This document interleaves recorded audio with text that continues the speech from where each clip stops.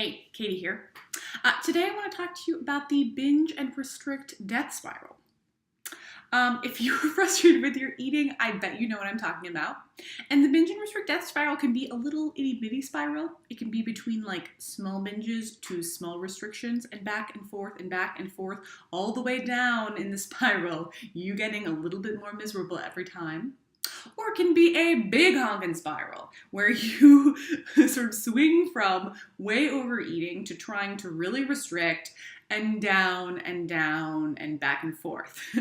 Many of us have been in this death spiral in one form or another for years, or let's be honest, decades. Sometimes it feels like we're maybe out of it, but then, oh wait, here's restricted binge again.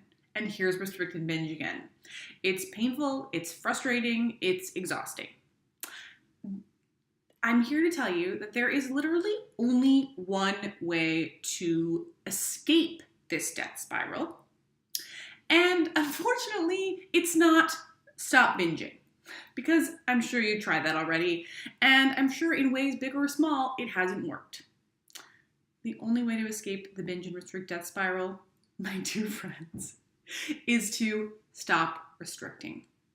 And I mean that in all senses. So yeah, there's physical, like planned restrictions, like going to Weight Watchers, but there's also mental restrictions. There's also saying, oh, I had that brownie that I shouldn't have had, so now I can't have dessert. Yeah, stop doing that.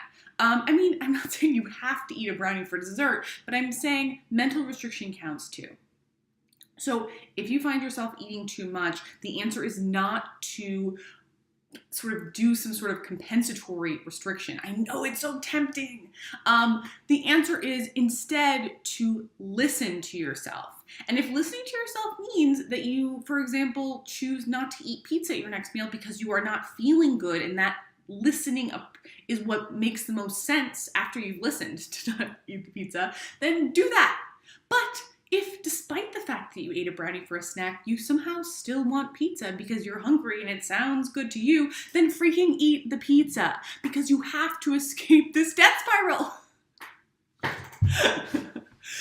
This is a cornerstone for what I believe about eating. We get ourselves caught in these cycles like a spring pulled back and forth, and the only way to escape it is to stop pulling the spring in the direction of restriction.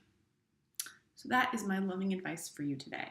When you feel yourself pulled towards thinking about restricting your eating, just don't, because you're just going to get caught up in it again. That springing death spiral of overeating and then undereating and then feeling kind of terrible throughout. So instead, just listen to yourself about what you're most wanting and respond to that.